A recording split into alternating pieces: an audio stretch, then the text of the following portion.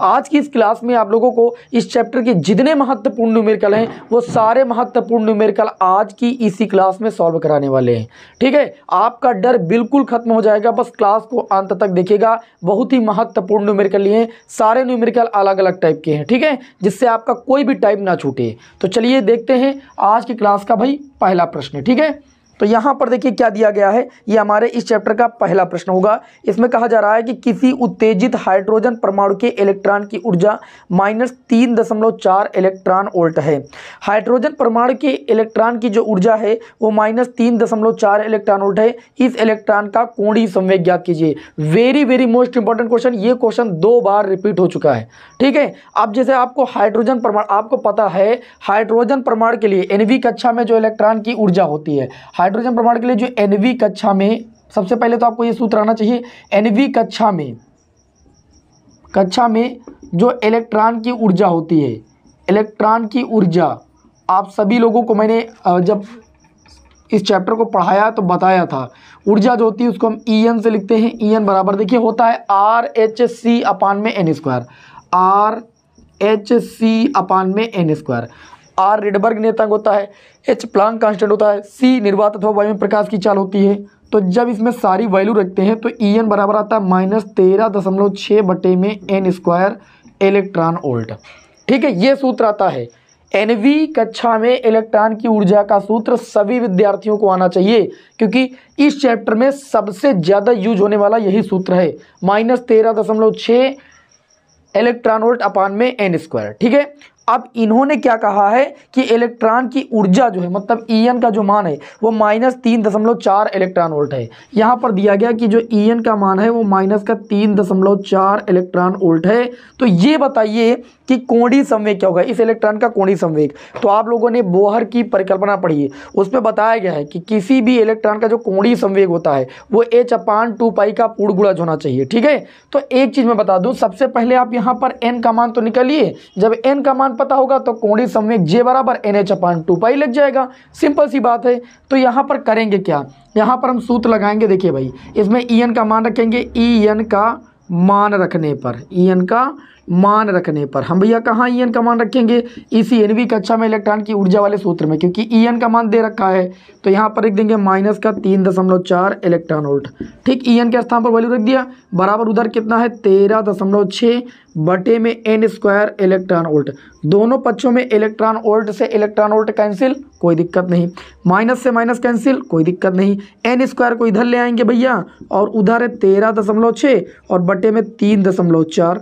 इस दशमलव से इस दशमलव को हटा देंगे, समझ रहे हैं। अब इसको हम 4 बार ले जाएंगे, जब 4 बार ले जाएंगे तो ये पूरा पूरा चला जाएगा। ठीक है, n बराबर स्क्वायर उधर जाएगा तो √4 हो जाएगा। √4 का मान कितना होता है 2, मतलब जो मुख्य क्वांटम संख्या का मान आया है वो 2 आया। ठीक है, अब हमको निकालना है कोणीय संवेग। देखिए इसमें क्या पूछा गया, कोणीय संवेग। तो आप लोगों ने बोहर की परिकल्पना पढ़ी भी है। कोणीय संवेग, कोणीय संवेग को J से व्यक्त किया जाता है, वो होता है NH/2π। बताइए किसी विद्यार्थी को कोई दिक्कत, कोई दिक्कत नहीं भाई। ठीक, अगर आपको कुछ नहीं आता तब भी समझ में आएंगे न्यूमेरिकल, बस आप क्लास में बने रहिए। ये आपका हो जाएगा J बराबर n की वैल्यू कितनी है तो आप कहेंगे 2 है। ठीक है, H की वैल्यू कितनी है 6.6 × 10⁻⁻34 जूल सेकेंड। देखिए अगर आपको H की वैल्यू नहीं आएगी, प्लांक नियतांक जो आपको पेपर मिलेगा फिजिक्स का, उसमें सारे नियतांक आपको पीछे लिखे मिलेंगे। ठीक है, टेंशन मत लीजिए। बटे में वैसे तो आपको ऐसे ही आना चाहिए, 2 × पाई का मान 3.14 होता है। 2 से 2 कैंसिल, J बराबर 3.14 से इसको भाग कीजिए, लगभग 2.1 बार जाएगा, × 10⁻34। अब बहुत सारे विद्यार्थी मात्रक नहीं लिख पाते हैं। देखिए हल्का सा दिमाग लगाओ भैया, यहाँ पर देखिए क्या है, n का कोई मात्रक होता है नहीं होता, मुख्य क्वांटम संख्या का कोई मात्रक नहीं। 2π भी अचर पद, इसका भी कोई मात्रक नहीं। तो जो h का मात्रक होगा वही तो कोणीय संवेग का मात्रक होगा। अब h होता है 6.6 × 10⁻34 जूल सेकेंड, जूल सेकेंड मात्रक होता है। तो इसका मात्रक क्या आ जाएगा, जूल सेकेंड आ जाएगा। क्या मात्रक आ जाएगा, जूल सेकेंड। बताओ किसी विद्यार्थी को कोई दिक्कत, कोई दिक्कत नहीं। तो ये आज की क्लास का इस चैप्टर का पहला प्रश्न हो गया। बढ़ते हैं दूसरे क्वेश्चन की ओर, इसका स्क्रीनशॉट जल्दी से लीजिए, मोस्ट इंपॉर्टेंट क्वेश्चन। चलिए अगला क्वेश्चन आप सभी लोगों की स्क्रीन पर देखिए क्या बोला जा रहा है। हाइड्रोजन परमाणु में प्रथम बोर कक्षा की जो त्रिज्या है 0.53 एंगस्ट्रॉम है। ठीक है, प्रथम कक्षा की जो त्रिज्या है, ये न्यूमेरिकल नंबर 2 है इस चैप्टर का। R बराबर आपको दिया 0.53 एंगस्ट्रॉम। अब इन्होंने क्या कहा है, प्रथम कक्षा की त्रिज्या, हम इसको R1 नाम भी दे सकते हैं, ठीक है। और इन्होंने ये कहा है प्रथम कक्षा के लिए, तो हम कह सकते हैं कि N1 का मान तो भैया 1 होगा। ये प्रश्न में कह रहे हैं कि दूसरी, तीसरी और चौथी बोर्ड कक्षाओं की त्रिज्या निकालिए। मतलब n बराबर 2, N2 का मान है ना 2, n बराबर 3 और n बराबर 4 के लिए इनकी त्रिज्या निकालिए। मतलब आपको R2 की वैल्यू निकालना है, R3 की वैल्यू निकालना है, R4 की वैल्यू निकालना है। प्रश्न देखिए यहाँ पर यह पूछा गया है, तो आप सभी लोगों ने पढ़ा है, बोर ने बताया है। बोर ने क्या बताया, हाइड्रोजन परमाणु के लिए, ठीक है। हाइड्रोजन बोर के अनुसार यहाँ पर लिख लीजिएगा भैया, बोर के अनुसार, इसीलिए मैं कहता हूँ कि मॉडल आप पढ़ लीजिए जो मैंने आपको पढ़ा है परमाणु मॉडल। बोर के अनुसार हाइड्रोजन परमाणु के लिए, हाइड्रोजन परमाणु के लिए एनवी कक्षा की जो त्रिज्या होती है, एनवी कक्षा की त्रिज्या, एनवी कक्षा की त्रिज्या मतलब Rn, जो एनवी कक्षा की त्रिज्या होती है वो मुख्य क्वांटम संख्या के वर्ग के अनुक्रमानुपाती होती है, ठीक है। निगमन भी आप सभी लोगों ने किया है, डेरिवेशन भी किया है।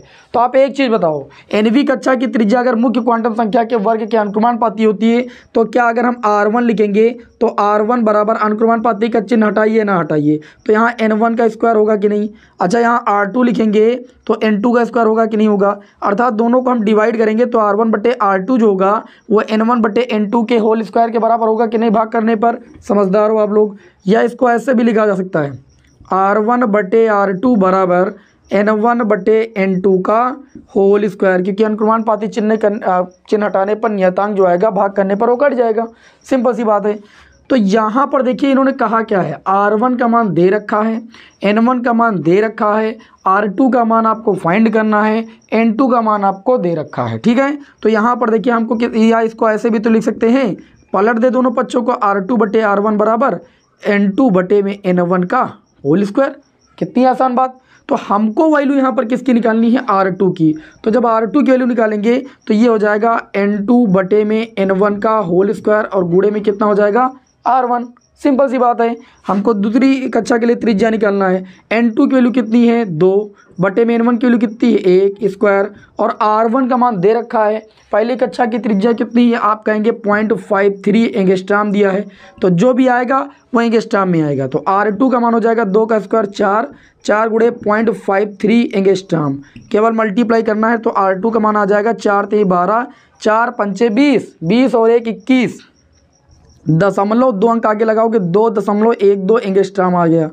ये दूसरी कक्षा की त्रिज्या आ गई। अब जैसे आपको तीसरी कक्षा की त्रिज्या निकालना, हम कहते हैं 10वीं कक्षा की त्रिज्या निकालना हो, कोई दिक्कत नहीं, सिंपल। देखिए अगर आपको तीसरी कक्षा की त्रिज्या निकालना है R3, तो आप सोचिए आपने क्या किया था, जब दूसरी की निकालना था तो R2 बराबर आपने किया N2/N1 का होल स्क्वायर गुणे में R1। इसी तरीके से R3 निकालना है तो यहाँ पर आप क्या करोगे, यहाँ पर आप कर दोगे N3/N1 का होल स्क्वायर और गुणे में R1।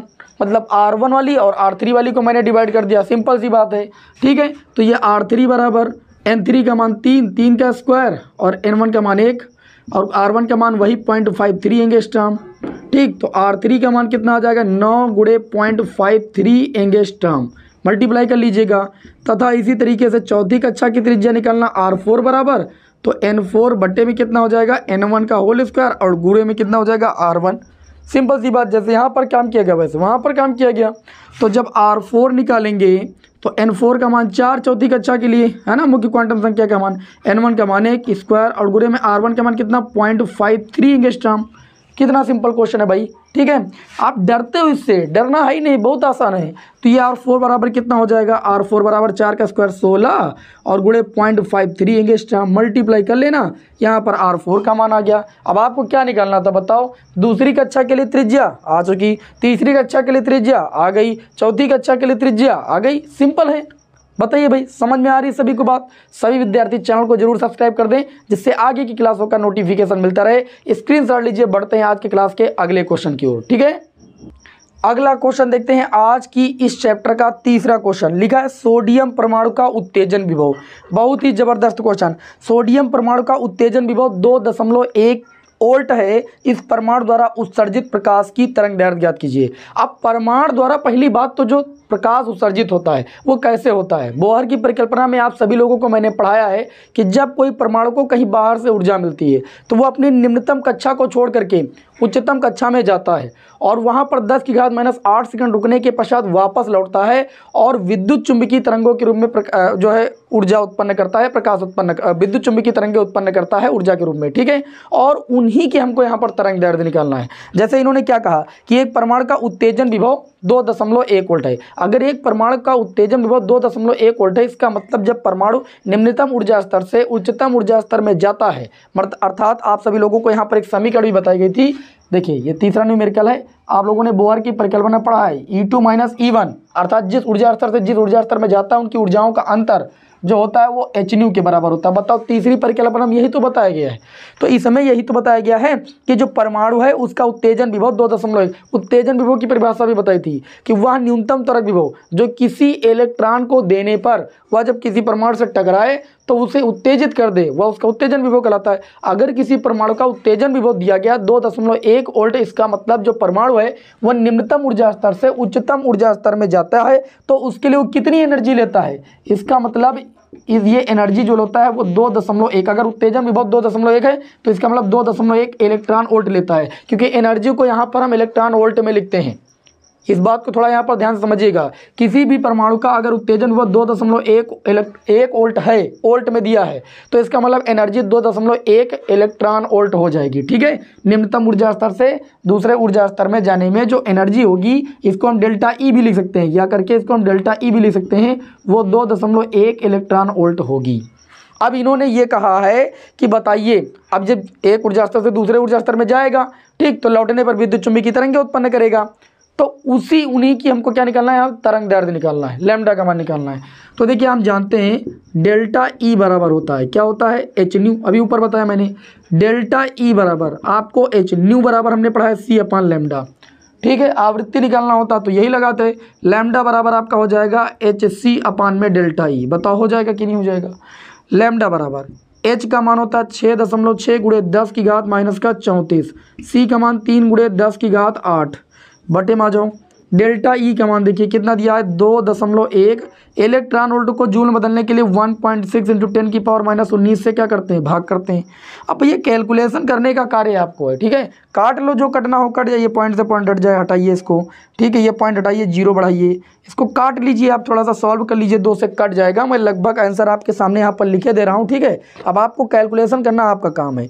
ये आ जाएगा 5.893 और गुणे में 10 की घात कितना आ जाएगा, -7 मीटर, ठीक है। इसको एंगस्ट्रॉम में आप बदलोगे तो बदल जाएगा, एंगस्ट्रॉम में बदलने पर कितना आ जाएगा, लैम्डा बराबर, पॉइंट को 3 अंक और उधर किसका दो, ये आ जाएगा 5893, ठीक है। और अब यहाँ पर पावर हो जाएगा 10 की घात -10, क्योंकि तो 3 अंक उधर बढ़ा दियो, और 10 की घात 10 का मतलब क्या होता है, इसको हम एंगस्ट्रॉम में लिख सकते हैं, क्योंकि 10 की घात -10 मीटर का मतलब एंगस्ट्रॉम। तो लैम्डा बराबर हो जाएगा 5893 एंगस्ट्रॉम। तरंग दैर्ध्य को भैया हमेशा एंगस्ट्रॉम में रखिएगा, ज़्यादा बेस्ट रहेगा। बताइए क्वेश्चन समझ में आया कि नहीं समझ में आया। समझ में आ गया तो चलिए अगले क्वेश्चन की ओर बढ़ते हैं भाई। आज की क्लास का अगला क्वेश्चन, ये थोड़ा मैंने फिगर वाला लिया क्योंकि आप सभी लोगों को दिक्कत होने लगती है। देखिए आप लोगों ने संक्रमण टॉपिक एक पढ़ा है, मैंने आपको पढ़ाया भी है। संक्रमण का मतलब होता है किसी भी परमाणु का एक ऊर्जा स्तर से, किसी भी परमाणु के इलेक्ट्रॉन का एक ऊर्जा स्तर से दूसरे ऊर्जा स्तर में प्रवेश करना, जाना, यही संक्रमण होता है। और संक्रमण 2 प्रकार का पढ़ाया मैंने, एक उत्सर्जन संक्रमण, एक अवशोषण संक्रमण, ठीक है। उत्सर्जन संक्रमण में जो परमाणु का इलेक्ट्रॉन होता है वो सदैव उच्च ऊर्जा स्तर से निम्न ऊर्जा स्तर में जाता है, ठीक है। और अवशोषण संक्रमण में परमाणु का जो इलेक्ट्रॉन होता है वो हमेशा निम्न ऊर्जा स्तर से उच्च में जाता है। और मैंने संक्रमणों की संख्या का फार्मूला भी बताया रखा है आपको। उत्सर्जन संक्रमणों की संख्या का फार्मूला होता है N(n-1/2), और अवशोषण संक्रमण में जो संक्रमण की संख्या का फार्मूला होता है N-1। अब यहाँ पर देखिए आपको फिगर जो दिया गया, आप जब अगर उत्सर्जन संक्रमण जानते होंगे तो समझ में आ जाएगा, नहीं तो समझा तो हम देंगे ही। देखिए आज की ये क्लास का जो क्वेश्चन होगा, क्वेश्चन नंबर 4, इसमें कहा जा रहा है कि संलग्न चित्र में किसी परमाणु का ऊर्जा स्तर प्रदर्शित है। ऊर्जा स्तर कुछ ऐसे दिया गया, देखिए इस फिगर को ही समझना है। हम कहते हैं क्वेश्चन में कोई दम नहीं है, ये केवल दिखने में आपको हो सकता है थोड़ा सा कठिन लगे, लेकिन ये बहुत आसान है। इस ऊर्जा स्तर को नाम दिया गया 2E, इस ऊर्जा स्तर को नाम दिया गया 4E/3, इस ऊर्जा स्तर को नाम दिया गया E, ठीक है। और इन्होंने क्या किया, देखो यहाँ पर ये जब 2e से e में आता है, तो यहाँ पर देखिए आपको लैम्डा दिया गया, मतलब जो विद्युत चुम्बकीय तरंगें उत्पन्न होती हैं उनकी जो तरंग दैर्ध्य वो लैम्डा है। और जब वो 4e/3 से मतलब इस वाले ऊर्जा स्तर से इसमें जाता है, देखिए फिगर बना हुआ है, तो आपको इसकी तरंग दैर्ध्य यहाँ पर निकालना है, क्योंकि इसकी तरंग दैर्ध्य नहीं दी है। प्रश्न में यही कह रहा है कि संलग्न चित्र में किसी परमाणु का ऊर्जा स्तर प्रदर्शित है जब परमाणु 2e से e में जाता है, 2e से e में जाता है, ठीक है। तो लैम्डा तरंग दैर्ध्य का फोटान उत्सर्जित होता है, तो जो फोटान उत्सर्जित होता है उसकी तरंग दैर्ध्य कितनी होती है, लैम्डा। और 4e/3 से e में जाने पर ये बताइए संक्रमण के लिए उत्सर्जित फोटान की जो तरंग दैर्ध्य होगी वो कितनी होगी। वेरी सिंपल क्वेश्चन भैया, वेरी सिंपल। देखिए कैसे मैं आप लोगों को अगर बताऊं तो ये बहुत सिंपल क्वेश्चन है, ठीक है। अभी मेरे लिए आप कहोगे सर जी आपके लिए बहुत सिंपल, आपके लिए भी बहुत सिंपल है। अभी एक और क्वेश्चन ऐसे लेंगे इसी पर, ठीक है। अभी देखना आपको सिंपल लगेगा। आप लोगों ने पढ़ा है बोहर की परिकल्पना नंबर 3, उसमें बताया गया कि जब कोई परमाणु का इलेक्ट्रॉन उच्च ऊर्जा स्तर से मतलब एनर्जी पाता है तो एक ऊर्जा स्तर को छोड़ करके दूसरे में जाता है और वहाँ से रुक के क्या वापस लौटता है। तो जो ऊर्जा स्तरों की एनर्जियों का अंतर होता है, मतलब E2 - E1, वो hν के बराबर होता है कि नहीं, आप बताओ होता है कि नहीं होता है, होता है, ठीक है। अब यहाँ पर अगर हम बात करें, बहुत ध्यान से समझिएगा, यहाँ पर अगर हम बात करें तो इसको हम ऐसे लिख सकते हैं। देखिए E2 - E1 बराबर hν लिखें, या हम इसको लिख सकते हैं hc/λ, ऐसा लिख सकते हैं कि नहीं। हम जानते हैं, हम इसी सूत्र का अप्लाई कर रहे हैं। तो जब 2e से e में आता है तो 2e - e बराबर E2 - E1 ही मैंने यहाँ पर भी किया है, बराबर ये कितना हो जाएगा, तो आप कहोगे hc/λ, क्योंकि जो फोटान उत्सर्जित होता है उसकी तरंग दैर्ध्य कितनी, लैम्डा। तो हमने लैम्डा के स्थान पर लैम्डा रख दिया। h और c तो भैया नियत होते हैं ना, हर जगह नियत होते हैं। और एनर्जी जो दी थी 2e से e, तो हमने 2e - e कर दी। इसको मैंने समीकरण 1 माना तथा अब आप लिख सकते हो 4e/3 से e में आता है, इस ऊर्जा स्तर में आता है, तो इसी सूत्र से हम लगाएंगे तो ये हो जाएगा 4e/3 माइनस कितना हो जाएगा, e बराबर कितना हो जाएगा, यही सूत्र लगाएंगे hc/λ। अब लैम्डा तो पता नहीं, इसको हम मान लेते हैं λ1, और हमको λ1 की वैल्यू ही निकालना है यहाँ पर, ठीक। इसको मान लेते हैं समीकरण 2। समीकरण 1 को 2 से भाग करने पर, समीकरण 1/2 से समीकरण 1 कितनी है, तो आप कहेंगे 2e - e। समीकरण 2 कितनी है, तो आप कहोगे 4e/3 - e। समीकरण 1 में कितना था, hc/λ। समीकरण 2 में कितना है, hc/λ1। hc से hc कैंसिल, कितना आसान। अब यहाँ पर 2e से e गया तो ये बचा e, नीचे सॉल्व करेंगे 4e - 3e हो जाएगा, बटे में 3 हो जाएगा। यहाँ क्या बचेगा, 1/λ गुणे में λ1 ऊपर चला जाएगा, बटे में 1। सिंपल है। चलिए और आगे इसे सॉल्व करते हैं, ठीक है। तो ये हो जाएगा 3 ऊपर चला जाएगा, 3e बटे में 4e से 3 मतलब 4e से 3e जाएगा तो बचेगा e बराबर λ1 का मान निकालना, बटे में लैम्डा का मान तो दिया नहीं, तो लैम्डा के पदों में ही तो आंसर आएगा। e से e कैंसिल, गुणा करोगे λ1 का गुणा 1 से हो जाएगा, लैम्डा का गुणा 3 से, तो हम कह सकते हैं λ1 बराबर 3 लैम्डा। अर्थात जब इस ऊर्जा स्तर से इस ऊर्जा स्तर में आएगा, ठीक है, परमाणु, तो हम कह सकते हैं कि जो तरंग दैर्ध्य होगी वो इसकी तरंग दैर्ध्य की 3 गुना होगी। देखिए 3 लैम्डा, यही आपके इस क्वेश्चन का आंसर। बताइए फिगर वाला क्वेश्चन समझ में आया कि नहीं। एक और लेते हैं, ठीक है, आपका डर समाप्त करने के लिए। अगला क्वेश्चन भी मैंने आप सभी के समक्ष ले लिया। देखिए ध्यान से, बोला जा रहा है कि किसी विशिष्ट परमाणु का ऊर्जा स्तर आरेख चित्र में प्रदर्शित है। इसमें कहा जा रहा है कि स्तर C से A उत्सर्जन संक्रमण में 1000 एंगस्ट्रॉम, ठीक है, C से A में 1000 एंगस्ट्रॉम और B से A में जो दिया गया है संक्रमण, इसमें उत्सर्जन संक्रमण में 5000 एंगस्ट्रॉम तरंग दैर्ध्य प्राप्त होती है। तो ये बताइए, हाँ सॉरी, यहाँ से यहाँ तक की 5000, तो B से A में जो तरंग दैर्ध्य होगी उसकी गणना करना है। Simple question. देखिए अभी आप लोगों को बताया मैंने, अगर देखिए C से A में संक्रमण होता है तो जो एनर्जी लॉस, जो एनर्जी होगी, एनर्जियों का अंतर होगा वो इसकी और इसकी एनर्जी के योग के बराबर होगा कि नहीं। हम कह सकते हैं कि जो EC - EA का मान होगा, ठीक है, hν ही तो होगा, वो किसके बराबर होगा, तो आप कह सकते हो EC - EB, है ना, और प्लस ई बी माइनस ई ए। अरे भैया ये प्लस ये और प्लस ये करेंगे तभी तो ये टोटल प्लस होगा एनर्जी के, वही काम यहाँ कर रहे हैं। अब यहाँ पर देखिए हम जानते हैं कि ये किसके बराबर होता है, एच न्यू के, तो यहाँ लिख सकते हैं एच न्यू, ठीक है। लेकिन तरंग दैर्ध्य अलग अलग दी है, आवृत्ति का कोई मतलब है नहीं, तो इसको एच सी अपान कितना लिख सकते हैं, लैम्डा। अब सी से ए में तरंग दैर्ध्य को हम लिख सकते हैं यहाँ पर, चलिए सी लिख देते हैं लैम्डा सी। यहाँ पर देखिए सी से बी में तरंग, इसको लिख सकते हैं एच सी अपान में। अभी सी से बी में तरंग दैर्ध्य को हम लिख सकते हैं बी में, सी से बी में इसको हम लिख दिया बी, लैम्डा बी। फिर बी से ए में इसको लिख सकते हैं एच सी अपान में लैम्डा ए। और हमको बी से ए की ही तरंग दैर्ध्य निकालनी है। आई बात समझ में। हम देखिए एच सी लिख दिए, ये कहाँ से लिख रहे हैं आप सभी को पता है, ये वाला सूत्र E2 माइनस E1 बराबर एच न्यू, बोहर की तीसरी परिकल्पना। जब कोई परमाणु का इलेक्ट्रॉन उस संक्रमण करता है, ठीक है, तो ऊर्जा स्तरों की ऊर्जाओं का अंतर एच न्यू के बराबर होता है। वही काम किए हैं, यहाँ से यहाँ संक्रमण हो रहा है, तो ये हमने क्या किया, इसके स्थान पर भी एच सी अपान लैम्डा जो तरंग दैर्ध्य है उसको हमने लैम्डा सी मान लिया, ठीक। इसकी तरंग दैर्ध्य का मान दिया गया है 1000, और यहाँ से यहाँ तक आता है, देखो इसमें दिया है 5000 एंगस्ट्रॉम तरंग दैर्ध्य, सी से ए में आता है तो 1000 एंगस्ट्रॉम, ठीक। और इसकी तरंग दैर्ध्य नहीं पता, इसको मान लीजिए तरंग दैर्ध्य हमने लैम्डा ए मान रखा, उसी का मान निकालना है। सिंपल सा क्वेश्चन है। तो यहाँ पर एच सी बटे, है ना, लैम्डा सी का मान कितना दिया गया, 1000 एंगस्ट्रॉम। एंगस्ट्रॉम नहीं लिखते हैं, आंसर बाद में एंगस्ट्रॉम में ले आएंगे। यहाँ पर एच सी दोनों में कॉमन ले लिए, 1 बटे लैम्डा बी का मान दिया गया 5000 एंगस्ट्रॉम, प्लस 1 अपान लैम्डा ए का मान ही तो निकालना है। दोनों पक्षों में एच सी से एच सी कैंसिल, ठीक है। आप देखिए कितना बचा, 1 बटे 1000 बराबर, यहाँ पर बच्चा 1 बटे 5000 प्लस 1 बटे लैम्डा ए। हमको लैम्डा ए का मान निकालना है, इसको इधर लाएंगे तो माइनस 1 बटे लैम्डा ए हो जाएगा। कोई भी चीज़ है एक पक्ष से दूसरे पक्ष में आती है तो चिन्ह बदल जाता है, बराबर ये कितना हो जाएगा, 1 बटे 5000 और 1000 को उधर ले जाएंगे माइनस 1 बटे 1000। कोई विद्यार्थी को दिक्कत, कोई दिक्कत नहीं। 1 बटे लैम्डा ए बराबर, ध्यान दीजिएगा अगर इसमें हम 5 से ऊपर नीचे गुणा कर दें तो हर बराबर हो जाएंगे।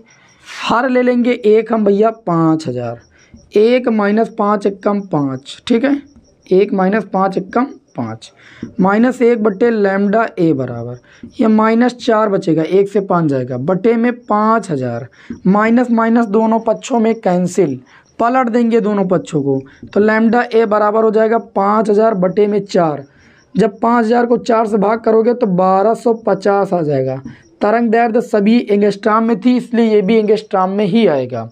बताइए किसी विद्यार्थी को कोई दिक्कत, कोई दिक्कत नहीं। स्क्रीनशॉट लीजिए, बढ़ते हैं नेक्स्ट क्वेश्चन की ओर। तो आज की क्लास का अगला न्यूमेरिकल, बहुत सारे विद्यार्थियों का कमेंट ये भी आ चुका है कि सर आपने जो हाइड्रोजन स्पेक्ट्रम पढ़ाया है इस पर आधारित न्यूमेरिकल हमको समझ में नहीं आते हैं। तो बिल्कुल समझ में आएगा आज की क्लास में। अगला न्यूमेरिकल देख सकते हैं, हाइड्रोजन स्पेक्ट्रम से ही संबंधित है। हाइड्रोजन स्पेक्ट्रम की लाइमन तथा बामर श्रेणी की प्रथम रेखाओं की तरंग दैर्ध्य का व्यंजक रिडबर्ग नियतांक के पदों में लिखिए। वो रिडबर्ग नियतांक के पदों में इसलिए वैल्यू पूछते हैं क्योंकि वो जानते हैं कैलकुलेशन बढ़ जाता है जब रिडबर्ग नियतांक की वैल्यू रखी जाती है। तो इन्होंने कहा हाइड्रोजन स्पेक्ट्रम की लाइमन और बामर श्रेणी की प्रथम रेखाओं की, देखिए अगर हम बात करें यहाँ पर क्वेश्चन नंबर ये 6 होगा लाइमन के लिए, हम शॉर्ट में लिख रहे हैं लाइमन के लिए। तो लाइमन में बताया था कि जब कोई परमाणु का इलेक्ट्रॉन उच्च ऊर्जा स्तर से पहले ऊर्जा स्तर में लौटता है, अर्थात यहाँ पर जो N1 का मान होता है वो 1 होता है और N2 का मान जो होता है 2, 3, 4 डॉट डॉट इन्फिनिटिव होता है। लेकिन प्रथम रेखा के लिए लाइमन में हम 2 रखते हैं, ठीक है। तो ये हो जाएगा 1 बटे लैम्डा एल। लैम्डा एल ये व्यक्त कर रहा है कि लाइमन श्रेणी की तरंग दैर्ध्य की बात हो रही है। बराबर सूत्र होता है R ब्रैकेट में 1 बटे N1 स्क्वायर माइनस 1 बटे N2 स्क्वायर, यही तो सूत्र होता है, ये सब में चलता है। लेकिन लाइमन के लिए N1 का मान कितना होता है, लाइमन के लिए N1 का मान होता है 1, लेकिन प्रथम रेखा की बात करेंगे तो N2 का मान हो जाएगा 2 का स्क्वायर। आई बात समझ में। तो इसको हल कर लेंगे, 1 बटे लैम्डा एल बराबर R और ये आपका हो जाएगा 1 बटे 1 माइनस 1 बटे 4, 1 बटे लैम्डा एल बराबर R, 4 एकम 4 माइनस 4 एकम 4, इसको हल करेंगे तो ये हो जाएगा 3, 4 से गया 3, 3r बटे में कितना हो जाएगा 4। हमको लैम्डा एल का मान चाहिए तो आ जाएगा 4/3r। ये रिडबर्ग नियतांक के पदों में लाइमन श्रेणी की प्रथम रेखा की तरंग दैर्ध्य आ गई। अगर द्वितीय रेखा की पूछती तो 3 रखते, तृतीय की पूछती तो 4 रखते। आई बात समझ में। अब इन्होंने पूछा बामर ही एक ऐसे वैज्ञानिक थे जो उन्होंने हाइड्रोजन स्पेक्ट्रम का प्रायोगिक अध्ययन किया था। उन्होंने क्या किया था, दृश्य प्रकाश में काली पृष्ठभूमि पर कुछ रेखाएं ऐसे ऐसे देखी थी जिनकी तरंगदैर्ध्य और आवृत्ति घटते हुए क्रम में थी। अर्थात जो पहली रेखा थी इसकी तरंगदैर्ध्य सबसे ज़्यादा थी, समझ रहे हो ना, फिर इसके कम उससे कम, इसी तरीके से आवृत्ति और तरंगदैर्ध्य का ये घटते हुए क्रम में पाया था जब प्रायोगिक अध्ययन बामर वैज्ञानिक ने किया था। इन्होंने इन रेखाओं को H alpha, H beta, H gamma नाम भी दिया था। ठीक है, तो यहाँ पर ध्यान दीजिएगा, बामर श्रेणी बोला है। अब इन्होंने बामर श्रेणी के लिए बोला है प्रथम रेखा, तो बामर श्रेणी के लिए क्या लिखेंगे, बामर श्रेणी के लिए प्रथम रेखा की तरंगदैर्ध्य निकालना है। तो बामर श्रेणी में बताया गया कि जब कोई परमाणु उच्च ऊर्जा स्तर से दूसरे ऊर्जा स्तर में लौटता है, अर्थात कहने का मतलब यहाँ n1 का मान 2 होता है और n2 का मान जो होता है 3, 4, 5, 6 डॉट डॉट इन्फिनिटिव। बामर श्रेणी की प्रथम रेखा की बात होगी तो n2 का मान 3 रखा जाएगा, n3 और द्वितीय रेखा की बात होगी तो n2 का मान 4 रखा जाएगा। बाकी सूत्र यही लगेगा सब में, समझ पा रहे हो ना। अगर बामर श्रेणी की प्रथम रेखा बोली जाए या एच अल्फा का मान बोला जाए बात, या अधिकतम तरंगदैर्ध्य की बात बोली जाए, बात एक ही है, क्योंकि जो बामर श्रेणी की प्रथम रेखा होती है वो अधिकतम तरंगदैर्ध्य वाली होती है। ठीक है, तो यहाँ प्रथम रेखा की ही बात हुई है तो ये हो जाएगा 1/लैम्डा बी, बी फॉर मतलब बामर, बराबर आर हो जाएगा 1/n1 का मान बामर के लिए 2 का स्क्वायर, n2 का मान अगर प्रथम रेखा की बात हो रही तो 3 रखेंगे 3 का स्क्वायर, अगर ये द्वितीय रेखा बोलते 3 के स्थान पर 4 रख देते। तो 1/लैम्डा बी बराबर आर, ये हो जाएगा 1/2 का स्क्वायर 4, 1/3 का स्क्वायर 9। तो 1/लैम्डा बी बराबर आर हो जाएगा 9 - 4 बटे में 9 चौक भैया 36, 1/लैम्डा बी बराबर आर, और ये 9 से 4 जाएगा कितना बचेगा 5, तो ये हो गया 5r बटे कितना 36। तो लैम्डा बी बराबर निकालेंगे, पलट देंगे, 36 बटे कितना हो जाएगा 5r। तो ये बामर श्रेणी की प्रथम रेखा की अगर एच अल्फा बोलते तब वो वही चीज़ है। ठीक है, क्योंकि बामर श्रेणी की जो प्रथम रेखा होती है उसको एच अल्फा एच अल्फा जो नाम दिया वो बामर नहीं दिया, दूसरी रेखा को एच बीटा नाम दिया, तीसरी रेखा को एच गामा दिया नाम दिया, तो इसे एच अल्फा भी बोल सकते हो आप। प्रश्न में कभी कभी दे दिया जाता है, आप लोग समझ ही नहीं पाते एच अल्फा क्या है। अच्छा, लेकिन इसमें इतनी बात नहीं कही गई है, इसमें और एक बात कही गई है। अच्छा, यहाँ पर एक बात और समझ लीजिए, जैसे कहते हैं बामर रेखा की दूसरी रेखा, तो आप n2 का मान यहाँ पर फिर दूसरी रेखा के लिए 4 रखते, तृतीय बोलते 5 रखते। इस बात को थोड़ा समझ लीजिए, बस यही समझना है हर सवाल में। अब इन्होंने कहा है कि इनकी तरंगदैर्ध्यों का अनुपात निकालिए, अर्थात लैम्डा एल बटे में लैम्डा बी का अनुपात। लैम्डा एल का मान आया 4 बटे कितना भैया 3r, यही तो आया। ठीक, और लैम्डा बी का मान कितना आया 36 बटे में 5r। अब ये हो जाएगा लैम्डा एल बटे लैम्डा बी बराबर, ये आप लिख सकते हो 4/3r, नीचे वाला ऊपर जाएगा 5r बटे 36। ठीक है, 4 नवैया कितना होता है 36, r से r कैंसिल, लैम्डा एल बटे लैम्डा बी लाइमन श्रेणी की तरंगदैर्ध्य, लाइमन रेखा और बामर की तरंगदैर्ध्य का अनुपात आ गया आपके सामने, ऊपर बचा 5, नीचे 9 त्रिक 27, 5:27। ये आपकी इस प्रश्न का आंसर हो गया। बात आइए, हाइड्रोजन स्पेक्ट्रम वाले तो न्यूमेरिकल बहुत ही हलवा हैं। ठीक है, आगे बढ़ते हैं, अगला न्यूमेरिकल देखते हैं। अगला जो न्यूमेरिकल दिया गया इसको बहुत ध्यान से देखिए। हाइड्रोजन परमाणु के वर्णक्रम में, हाइड्रोजन परमाणु के वर्णक्रम में लाइमन, बामर, पाषाण, ब्रैकेट, फुंड, यही 5 श्रेणियाँ आई। तो प्राप्त उस श्रेणी का नाम लिखिए जो अवरक्त क्षेत्र में प्राप्त होती है। इस श्रेणी की लाइनों के तरंगदैर्ध्य के लिए सामान्य सूत्र भी लिखिए। तो मैं आपको बता दूं, मैंने आपको हाइड्रोजन स्पेक्ट्रम अच्छे से पढ़ाया है, और हाइड्रोजन स्पेक्ट्रम में ये अगला जो क्वेश्चन होगा वो इस क्लास का क्वेश्चन नंबर 7 होगा। हाइड्रोजन स्पेक्ट्रम में एक श्रेणी लाइमन की बात हुई, फिर नंबर 2 पर बामर, बामर के बाद आते हैं पाषाण, पाषाण के बाद आते हैं ब्रैकेट, ब्रैकेट के बाद आते हैं फुंड। ये 5 श्रेणियाँ पढ़ी। लाइमन में बताया गया कि जब कोई परमाणु का इलेक्ट्रॉन उच्च ऊर्जा स्तर से पहले में आए, लाइमर के लिए n1 का मान जो होता है 1 और n2 का मान जो होता है 2, 3, 4 डॉट डॉट इन्फिनिटिव, और सूत्र तो वही 1/लैम्डा बराबर r 1/n1 स्क्वायर, n1 के स्थान पर 1 का स्क्वायर रख देंगे लाइमन के लिए, माइनस 1/n2 स्क्वायर, बस इतना याद रखना, लाइमन के लिए n2 का मान 2, 3, 4, 5 होता है, मतलब एक से अधिक। बामर में आ जाएंगे तो 1/λ बराबर सूत्र हो जाएगा r। बामर मतलब उच्च ऊर्जा स्तर से दूसरे में आए तो यहाँ पर n1 का मान 2 हो जाता है, बाकी n2 का मान 2 से अधिक हो जाता है। ये तरंगदैर्ध्य का सूत्र हो गया। पास्चन के लिए, पास्चन में आ गया 1/λ बराबर r, और मतलब तीसरे ऊर्जा स्तर में आए उच्च से, यानी यहाँ पर n1 का मान 3 का स्क्वायर और n2 का मान कितना हो जाएगा, n2 का मान 4, 5, 6, 7, 4 रखोगे तो पास्चन श्रेणी की प्रथम रेखा की तरंग आएगी, 5 रखोगे तो द्वितीय आएगी। ब्रैकेट के लिए होता है 1/λ बराबर r, और इसमें n1 के स्थान पर रखते हैं 4, अर्थात जब कोई परमाणु का इलेक्ट्रॉन उच्च ऊर्जा स्तर से चौथे ऊर्जा स्तर में लौटे, माइनस यहाँ हो जाएगा n2 का स्क्वायर, बस n2 का मान इसमें कितना होता है 5, 6, 7 डॉट डॉट इन्फिनिटिव। फुंड में 1/λ बराबर r, और यहाँ पर क्या होता है कि जब कोई परमाणु का इलेक्ट्रॉन उच्च ऊर्जा स्तर से पांचवें ऊर्जा स्तर में लौटता है, अर्थात n1 का मान 5 और माइनस 1/n2 का स्क्वायर। n2 का मान 5 से अधिक होता है, 6, 7, 8 डॉट डॉट इन्फिनिटिव। ठीक, तो ये सभी श्रेणियों के मैंने तरंगदैर्ध्य का सूत्र लिख दिया। ऐसा क्वेश्चन पूछा गया था, लेकिन ये पूछा गया है कि अवरक्त भाग में कौन सी प्राप्त होती है, उनका तरंगदैर्ध्य लिखिए। तो मैं बता दूं, लाइमन प्राप्त होती है पराबैंगनी भाग में, लाइमन प्राप्त होती है पराबैंगनी। बामर दृश्य क्षेत्र में देखे थे, ये बामर श्रेणी की रेखाएं जो है स्पेक्ट्रम के दृश्य भाग में प्राप्त होती हैं। बाकी ये तीनों पास्चन, ब्रैकेट, फुंड, ये तीनों प्राप्त होती हैं अवरक्त भाग में। स्पेक्ट्रम के किस भाग में प्राप्त होती हैं, अवरक्त भाग में। तो इतनी बात कही थी, तो अवरक्त के लिए पास्चन, ब्रैकेट, फुंड को लिखना है बस, लेकिन मैंने पांचों की जानकारी दे दी जिससे आपको पता रहे। बताइए क्वेश्चन समझ में आ रहे हैं, अच्छे से समझ में आ रहे होंगे। चलिए बढ़ते हैं आज क्लास के अगले क्वेश्चन की ओर भाई, ठीक है, क्लास में बने रहिएगा। अगला न्यूमेरिकल आ चुका है आप सभी लोगों के समक्ष, इसमें बोला जा रहा है बामर श्रेणी की द्वितीय रेखा का तरंगदैर्ध्य 4860 एंगस्ट्रॉम है, मतलब 4860 एंगस्ट्रॉम। अच्छा, बात हुई यहाँ पर बामर श्रेणी की। बामर श्रेणी से कुछ याद आया?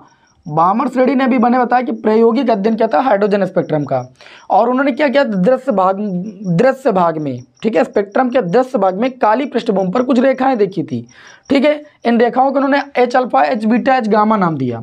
तो इन्होंने ये कहा कि ये बामर श्रेणी की जो द्वितीय रेखा की तरंगदैर्ध्य है, द्वितीय रेखा का मतलब λ2 का मान दिया है, और हमने कहा कि बामर श्रेणी में ये बताया गया कि जब कोई परमाणु का इलेक्ट्रॉन उच्च ऊर्जा स्तर से दूसरे ऊर्जा स्तर में लौटता है, अर्थात बामर श्रेणी की प्रथम रेखा के लिए n2 का मान 3 रखा जाता है, द्वितीय रेखा के लिए 4 रखा जाता है। तो उन्होंने द्वितीय रेखा की तरंगदैर्ध्य दी है, कितनी दी थी भैया, 4860 एंगस्ट्रॉम दी।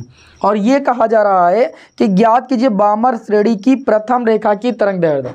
प्रथम रेखा की तरंगदैर्ध्य λ1 का मान निकालना है। इसको बामर ने H अल्फा भी नाम दिया था, ठीक है, और λ2 को H बीटा नाम दिया था, तृतीय को H गामा नाम दिया था, चौथे को H डेल्टा, इसी तरीके से H इन्फिनिटिव तक जो रेखाएं प्राप्त की थी बामर श्रेणी ने, ठीक है, और बामर वैज्ञानिक ने। तो यहाँ पर H1 या H अल्फा या λ1 का मान आपको निकालना है। सूत्र जानते हो, 1/λ बराबर r, 1/n1 square minus 1/n2 square. Balmer के लिए क्या होता है, अगर प्रथम रेखा की बात करेंगे, प्रथम रेखा के लिए जो n1 का मान बामर में होगा वो तो 2 ही होगा, लेकिन n2 का मान कितना हो जाएगा, 3। आई बात समझ में? तो ये हो जाएगा 1/λ1 बराबर r, 1/n1 का स्क्वायर, n1 का मतलब 2 का स्क्वायर, माइनस 1/n2। प्रथम रेखा के लिए n2 का मान कितना होगा, 3 का स्क्वायर। अब प्रथम रेखा के लिए ही तरंगदैर्ध्य आपको निकालना है, मतलब λ1 का ही मान निकालना है, ठीक। तो ये हो जाएगा 1/4 2 का, और ये हो जाएगा 1/9। सॉल्व कर लीजिए, ये आ जाएगा 5r बटे में कितना आ जाएगा, 9 चौक 36। 1/λ1 बराबर 5r/36, इसको समीकरण 1 मानिए। अब दिया क्या गया है, द्वितीय रेखा की तरंगदैर्ध्य दिया गया है, तो लिखेंगे द्वितीय रेखा के लिए तो मैंने क्या कहा भैया, 1/λ2 द्वितीय रेखा के लिए। बामर श्रेणी की द्वितीय रेखा की बात करेंगे तो n2 का मान देखिए, प्रथम रेखा के लिए 3 होता है, तो द्वितीय रेखा के लिए 4 हो जाएगा। ये हो जाएगा r 1/n1 का मान तो वही रहेगा, बामर है ना, तो बामर में n1 का मान 2 ही होता है, माइनस n2 का मान कितना हो जाएगा, द्वितीय रेखा के लिए 4 का स्क्वायर, और λ2 का मान यहाँ पर भैया दे रखा है, ठीक है, लेकिन अभी नहीं रखना, नहीं गड़बड़ हो जाएगा। ये हो जाएगा r 2 का स्क्वायर 4 का स्क्वायर 16, 1/λ2 बराबर r 16 माइनस 4, 16 चौको कितना भैया 64। हल कर लो, 12r बटे में कितना आ जाएगा 64। इसको मानो समीकरण 2। समीकरण 1/2 दिखाओ, क्या लिखोगे? समीकरण 1/2 से समीकरण 1 का 2 से भाग कीजिए। समीकरण 1 में है 1/λ1 और समीकरण 2 में 1/λ2। ठीक है, 1/λ1 का मान है 5r/36, 1/λ2 का मान कितना है 12r/64। r से r दोनों पक्षों में कैंसिल करो, λ2 ऊपर जाएगा और λ1 नीचे आएगा, जाएगा कि नहीं? और इसमें 64 ऊपर जाएगा, ऊपर पहले से 5 है और बटे में हो जाएगा 36 गुणे में 12। अब आपको λ2 का मान दिया गया भैया, λ1 का मान निकालना है। दोनों पक्षों को पलट दीजिए, इसको लिख दीजिए λ1 बटे λ2 बराबर, इधर भी पलट जाएगा 36 गुणे 12 बटे में 64 गुणे 5। आगे सॉल्व कीजिए, आपको λ1 का मान निकालना है। तो λ1 बराबर 36 गुणे 12 और बटे में कितना हो जाएगा 64 गुणे 5। तुरंत यहाँ कैलकुलेशन करोगे तो गलत हो जाएगा, और λ2 उधर गुणे में तो जाएगा। λ2 का मान दिया गया 4860 एंगस्ट्रॉम, गुणे में लिख दीजिए 4860 एंगस्ट्रॉम। बस कितना ही काम करना, बाकी कोई काम नहीं करना। ठीक है, λ1 बराबर हो जाएगा 36 गुणे 12, काटना है, काटना काम आपका है, गुणे में 4860 एंगस्ट्रॉम। कैलकुलेशन कर लो, λ1 का मान यहाँ से आ जाएगा। काट तो सकते हो ना, काटने की प्रैक्टिस नहीं करोगे एग्जाम में आ जाएगा तो कैसे करोगे? काट लीजिए। ठीक है, इसका आंसर तो मैं आपको बता दे रहा हूँ, जिससे आप आंसर अपना मिला लीजिएगा। आंसर आ जाएगा कितना भैया 6561 एंगस्ट्रॉम। कितना आ जाएगा 6561 एंगस्ट्रॉम आ जाएगा। इस तरीके से हाइड्रोजन स्पेक्ट्रम वाले क्वेश्चन सॉल्व किए जाते हैं। मैराथन क्लास है, टेंशन मत लो, और न्यूमेरिकल बताएंगे। सभी लोग जुड़े रहिए, वीडियो को लाइक कर दीजिए भाई। चैनल बनाए हैं तो सब्सक्राइब जरूर कर लीजिए, क्योंकि आज के बाद आपको इस चैप्टर के न्यूमेरिकल में दिक्कत नहीं होगी। चलिए भाई जल्दी से स्क्रीनशॉट लीजिए। चलिए भाई एक क्वेश्चन और आप सभी लोगों के समय तगड़ा क्वेश्चन लेते हैं। ठीक है, कोई दिक्कत ही नहीं होगी। लिखा हाइड्रोजन परमाणु के ऊर्जा स्तरों को En बराबर -13.6 बटे में n² इलेक्ट्रॉन वोल्ट से व्यक्त किया जाता है। वो तो भैया व्यक्त किया ही जाता है। लिखा ऊर्जा स्तर आरेख खींचकर H अल्फा और H गामा संक्रमणों को दर्शाइए और इनकी तरंग दैर्ध्य ज्ञात कीजिए। H अल्फा H गामा, मैंने भी आपको बताया बामर श्रेणी की बात हुई है। तो यहाँ पर ये आज की क्लास का क्वेश्चन नंबर 9 है। हम सबसे पहले ऊर्जा स्तर बनाएंगे। N1 हो गया, N2 हो गया, N3 हो गया, N4 हो गया, N5 हो गया, N6 हो गया, डॉट डॉट इसी तरीके से इन्फिनिटिव। ठीक है, ये N हो गया, 2 हो गया, 3 हो गया, 4 हो गया, 5 हो गया, 6 हो गया, डॉट डॉट मान लीजिए इन्फिनिटिव तक। ठीक है, तो इन्होंने कहा क्या, पहले इस बात को समझिए। ऊर्जा स्तर आरेख खींचे, H अल्फा और H गामा संक्रमण को दिखाइए। संक्रमण का मतलब मैंने बताया कि किसी परमाणु का एक ऊर्जा स्तर से दूसरे ऊर्जा स्तर में जाना। मैंने अभी आपको बताया जैसे H अल्फा दिखाना है। H अल्फा बामर श्रेणी ने प्रथम रेखा को बोला था। बामर श्रेणी ने जो हाइड्रोजन स्पेक्ट्रम का प्रायोगिक अध्ययन किया था, उसमें जो पहली रेखा थी उसको इन्होंने H अल्फा बोला था। H अल्फा का मतलब ये है कि जब कोई परमाणु जो होता है पहली रेखा से ऊर्जा स्तर में आता है, पहली रेखा की तरंग दैर्ध्य को H अल्फा बोला था ना। तो देखिए भाई, पहली बात तो संक्रमण कैसे होता है, बामर श्रेणी में परमाणु जो होता है उच्च ऊर्जा स्तर से दूसरे में आता है।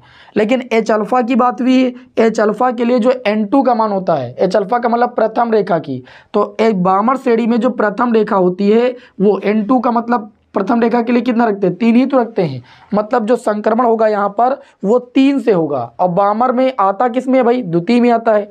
तो अगर हम 3 से 2 में संक्रमण दिखाएंगे तो ये व्यक्त करेगा H अल्फा को।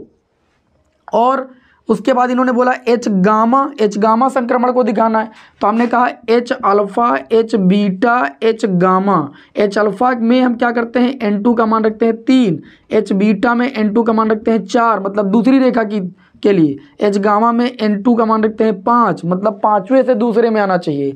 तो पांचवा कहाँ, यहाँ पर पांचवें से दूसरे में दिखा देंगे तो बामर श्रेणी की ये H गामा का संक्रमण हो जाएगा। अगर हमको H बीटा का संक्रमण दिखाना होता तो चौथे से दिखाते, फिर इसके बाद छठवें का दिखाना होता तो 6 से दिखाते, फिर 7 से डेल्टा का दिखाना होता। तो समझ रहे हो कि नहीं? तो ये संक्रमण दिखाना था जो मैंने आपको दिखा दिया बामर श्रेणी के लिए।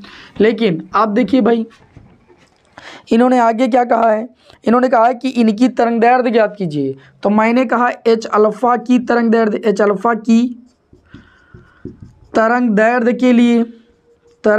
के लिए तो मैंने सूत्र अभी बताया, बामर श्रेणी की बात हो रही है तो 1/λ1 मतलब बामर श्रेणी की प्रथम रेखा की तरंगदैर्ध्य, इसी को एच अल्फा भी बोला जा गया है, बामर ने एच अल्फा इसे बोला।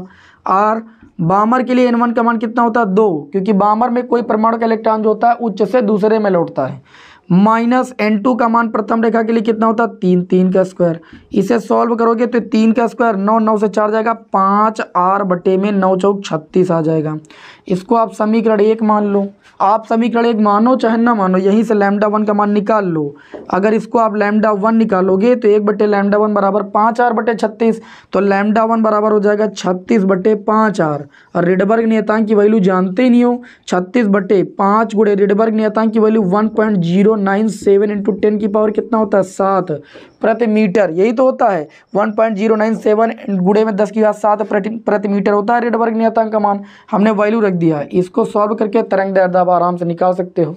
अच्छा, इन्होंने कहा है एच गामा की तरंगदैर्ध्य निकालिए, तो एच गामा के लिए तो सूत्र लगाएंगे 1/, ये तीसरी बामर श्रेणी की तीसरी रेखा होती है, λ3 नाम देंगे भाई, आर हो जाएगा 1/n1 का मान तो भैया 2 ही होगा बामर के लिए, लेकिन तीसरी रेखा के लिए देखिए यहाँ पर हो जाएगा प्रथम रेखा ये हो गई, दूसरी रेखा है, तीसरी रेखा के लिए n2 का मान 5 लेते हैं, तो यहाँ हो जाएगा -n2 का मान 5 का स्क्वायर 1/λ3 बराबर भैया r हो गया 1/2 का स्क्वायर 4 और 5 का स्क्वायर भैया 25, ठीक है।